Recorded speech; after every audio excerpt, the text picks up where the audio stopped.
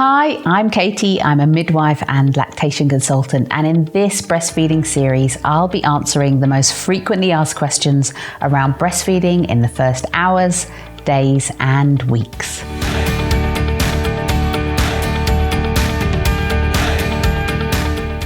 The first night at home is often the trickiest. This is normal for nearly everybody with a new baby, so please don't worry.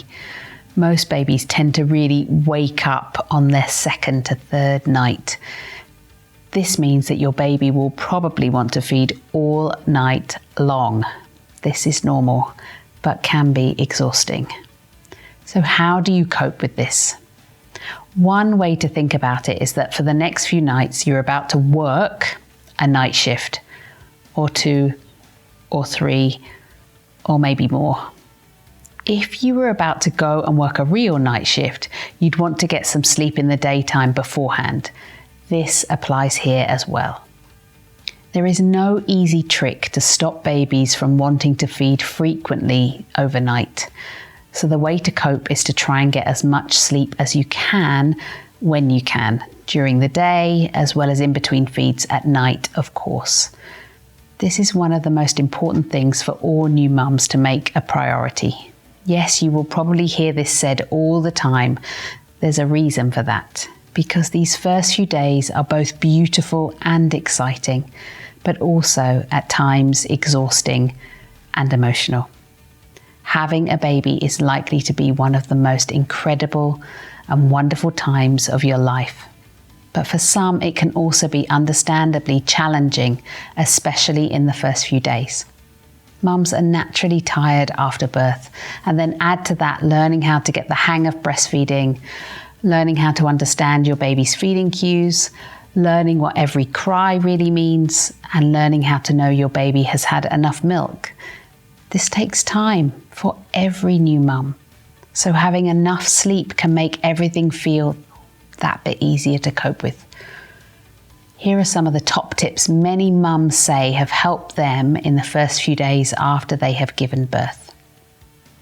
Limit your visitors.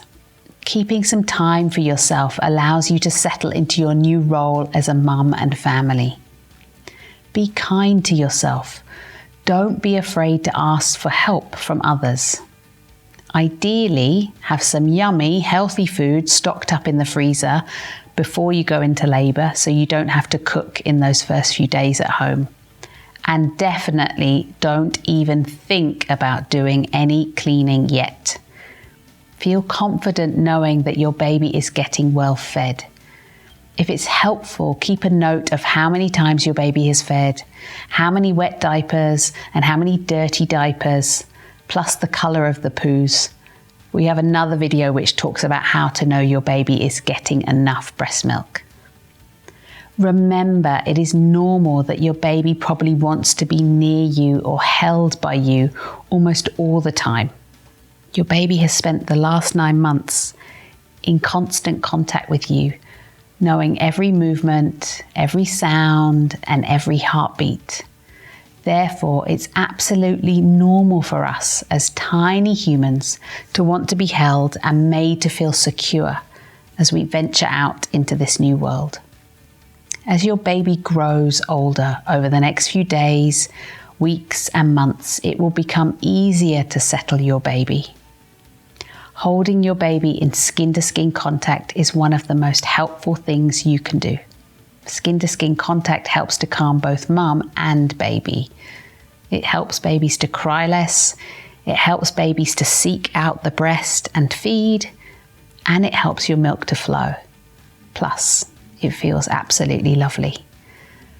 Just because you're at home now instead of in the hospital doesn't mean that skin-to-skin contact is not still important. It most certainly is. And remember, it's okay to have a good old cry and a great big hug from those you love around you. This is hormonally an emotional time full of highs and some lows. As your hormones change over the next few days, you might feel quite sad at times and then really quite elated and joyful at others. Remember to talk to those people around you, as this really helps. And if you feel that you are not coping in any way, it is important to reach out to your healthcare professional. Never feel worried about being honest about your feelings. Remember, your healthcare professional has probably seen and heard this from thousands of new mums and completely understands. And talk to your partner about how they can help too. Sometimes it can be really difficult for a partner as they feel like the bystander when they can't feed the baby. But your partner can help you and your baby in so many other ways. Settling your baby, holding baby in skin-to-skin contact, bathing the baby, and yes, the other not so great jobs like changing diapers. But the little things around the house, like keeping you well fed and the occasional tidy up, can be worth their weight in gold in these first few days. A partner's job is to look after the mum so she can concentrate on learning to breastfeed with her baby. For more information, support and tips, check out our other videos in this series.